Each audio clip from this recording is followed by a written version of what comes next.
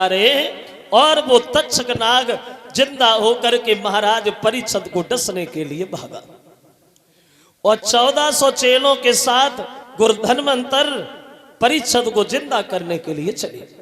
ये 101 रुपया हमें भिजवा रहे हैं श्रीमान राजेश यादव डिपेंड, और 101 रुपया ये भी भिजवा रहे हैं श्रीमान सत्यपाल यादव ये डिपेंड, और 51 रुपया राम सेवक बाबा जी की तरफ से आए हैं, और 51 रुपया पुजारी कोमल दास जी की तरफ से आए हैं, और 101 रुपया डॉक्टर नरवीर सिंह दास जी उनकी तरफ से आए हैं। कामना करेंगे भगवान धर्म के आगे हाथ हमेशा इनके अग्रसर बने रहे और हमेशा दीर्घ आयु प्राप्त होती रहे। बोली गोविंद भगवान की। और ये 501 रुपया हमें भेंट कर रही है विवेक यादव युवा सपा नेता छिबड़ा मऊ संघर्षशील। उन विवेक की तरफ से 501 रुपया आया है, लिखा है 2024 चुनाव लड़ने आ रहे हैं अखिलेश यादव, उनके ऊपर एक कोई गीत सुना दीजिए। चलो अभी सुना दूंगा एक लाइन। अब दोनों की रास्ता में भेंट हो गई तो क्या गुरुदेव कहां जा रहे हैं आप? बोले हम परीक्षित को जिंदा करने जा रहे। वो बोला मैं डसने जा रहा हूं, हमारे तुम्हारे दो दो हाथ यही हो जाएं। अगर तुम हार गए तो तुम नहीं जाओगे, हम हार गए तो हम नहीं जाएंगे। अब तक्षक ने एक हरे भरे वृक्ष में फुसकार मारी तो वृक्ष जल गया।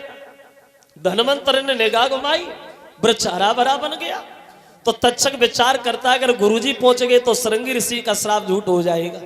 अब पहले हम गुरुजी को समेट ले तब देखेंगे। परीक्षित को धोखा दे गया और धोखा देकर के रास्ता में एक सुंदर सी छड़ी बन गया और लेट गया। लेकिन धनवंतर ने सोटा समझ के उठा लिया, अपने कंधे पर रख लिया, लेकिन तक्षक ने सर्प बन करके धनवंतर की पीठ में डस लिया। तो चेलाओं से बोले मेरे साथ छल हो गया, अगर हमें जिंदा देखना चाहते हो तो हमें जमीन में गाड़ दो और 1 महीना तक मेरे पास बैठ करके ढाक बजाओ तो हम जिंदा हो सकते हैं, अन्यथा आप जिंदा नहीं होंगे। चेला रोने लगे, गुरुजी को जमीन में गाड़ दिया, ढाक बजाने लगे और ढाक बजाते हुए चेला बोले अरे मीठी बोली कोयल की सोने कौवा रे, मीठी बोली कोयल की सोने कागा रे, जगह बनो हरिओ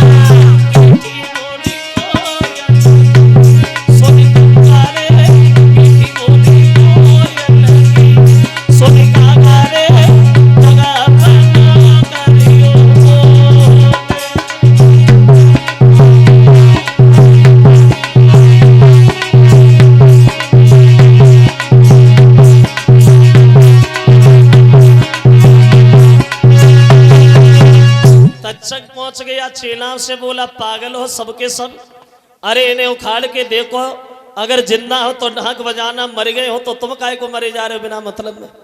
चेला नहीं समझे, गुरुजी को खा लिया। धनवंतर बोले अब नहीं बचेंगे, और अभी अगर खैर चाहते हो तो हमारे मांस को हड्डियों में रक्त रंधने के लिए, और तुम एक नहीं 1400 खा जाओ तो एक नहीं तुम 1400 हमारी तरह धनवंतर हो जाओगे। गुरुजी खत्म हो गए, मांस हड्डियों में रख दिया। तक्षक विचार करता अभी तो एक ही धनवंतर से परेशान था, 1400 होने जा रहे। फिर भागा और चेलाओं से बोला पागल हो, बुज़दिल हो, आज तक अपने गुरु के मांस को किसी ने खाया जो तुम खाओगे? नरक में भी जगह नहीं मिलेगी। चेला नहीं समझे, उसने बातों में फैला फुसला करके वो सब हड्डियां गंगा जी में फिकवा दी। सब हड्डियां डूबी गई।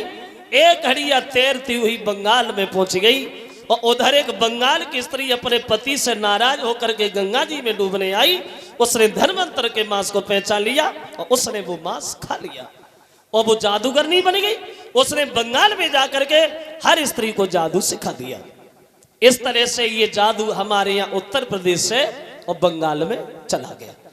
अब वो तक्षक नाग जिंदा होकर के एक फूल में जाके छुप गया, तो माली ने फूल समझ के तोड़ लिया और महाराज परीक्षित के हाथ में जाके दिया।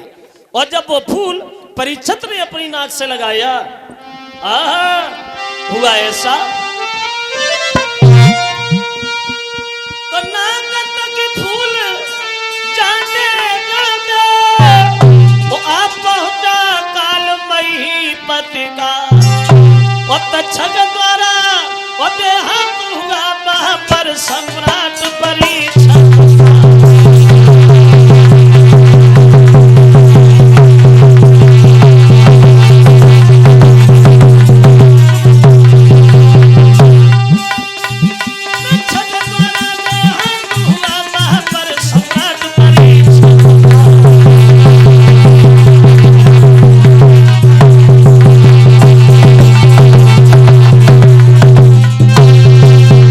परीक्षित की नाक में डस लिया। जो विमान आता है और विमान पे बैठ करके परीक्षित महाराज सीधे स्वर्ग धाम के लिए प्रस्थान करते हैं। बोलिए परीक्षित महाराज की। इस तरह से इन्हें सुखदेव के मुखारबिंद से कथा श्रवण की है भक्तों, और अंत में इन्हें मोक्ष की प्राप्ति हुई है वहां।